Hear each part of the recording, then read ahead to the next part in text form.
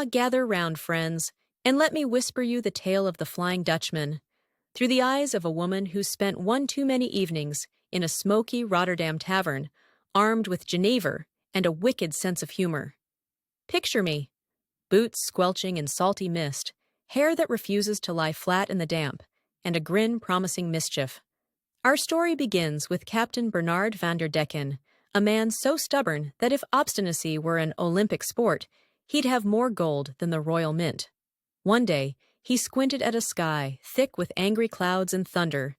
His crew begged him to turn back before that storm swallowed them whole, but Bernard puffed out his chest, chin pointed like a persistent oyster, and roared, "By Neptune's wrinkled ear, I'll round the Cape or haunt these seas forever." If I ever heard a dare to death itself, that was it.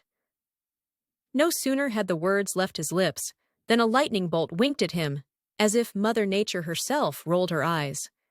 Waves towered like jeering giants. Wind howled like 1,000 sea lions fighting over sardines. His men clung to the rigging, faces drained of color. They begged mercy.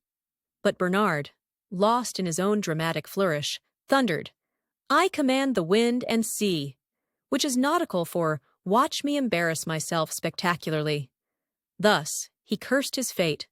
The Flying Dutchman was born, a ghostly frigate cloaked in algae-blackened wood, its sails shredded like an old widow's veil. All around her danced an eerie green glow, like lanterns hanging from Neptune's own chandelier. Sailors say spotting her is worse than being served week-old herring, an omen that disaster lurks closer than your own shadow. My cousin Greet first encountered her on a moonless night. She was on deck, coiling her hair, when a low, mournful horn boomed across the water. She dropped her comb, sacrilege I know, and spun around.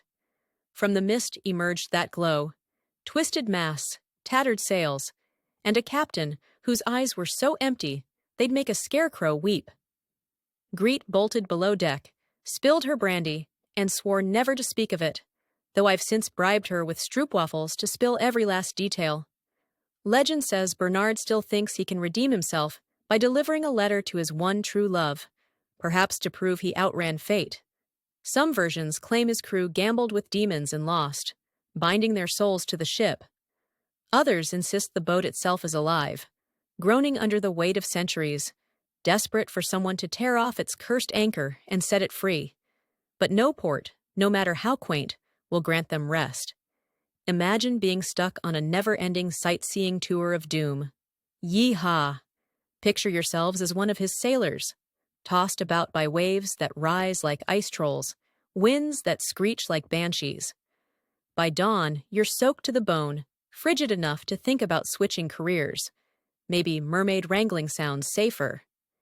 Then, as hope of land glimmers on the horizon, you realize that glow isn't sun, it's your own phantom ship. If I had that commute, I'd call in sick for eternity. Sightings of the Dutchman carry a reputation for madness. Some sailors go wide-eyed, seizing the rigging as if anticipating extra-dimensional lobsters. Others hurl themselves overboard just to escape the stare of those haunted eyes. Personally, I think they needed a stiff drink and a good joke, but I'm no shrink. Merely a storyteller who's seen too many faces drain of blood. One evening, I sailed on the salty seahorse, minding my own business, when rumors spread that the Dutchman trailed us. Deckhands exchanged nervous glances. Women clutched their shawls. Even the ship's cat, who normally enjoys a bit of fishy excitement, hissed at the dark.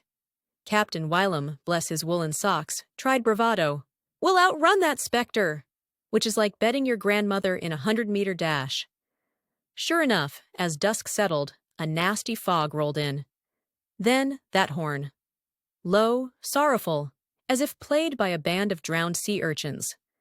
Helmets quaked. Jacob, the first mate, turned ghostly pale and fell into a barrel of herring, fish guts flying everywhere.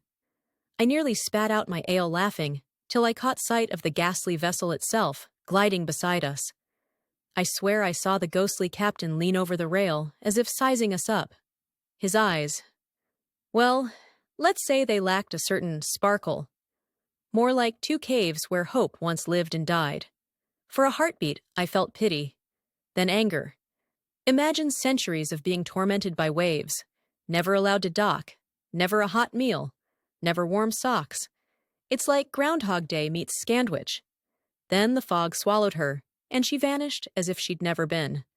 Whispers say, if you manage to throw a rope onto the Flying Dutchman and rescue one soul, you'll break the curse. A few brave or stupid souls tried, only to find themselves yanked onto the ghost ship, trading places with some new victim. A cosmic swap, like two people switching seats on a runaway roller coaster. I'd rather stay on dry land, thanks.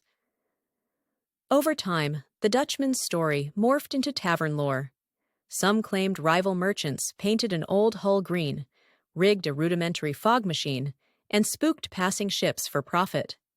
Others blamed sea witches casting spells from underwater coves.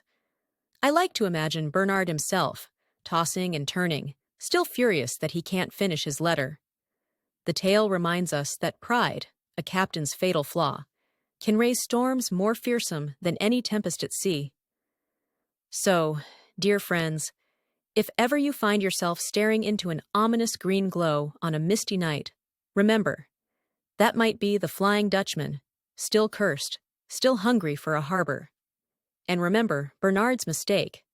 Pride can sink you faster than any rogue wave. Now, I'll leave you to ponder your fate. Keep your rum close, your seal open for a quick prayer, and mind the horizon, just in case. Good night, and may your nightmares be only mildly inconvenient.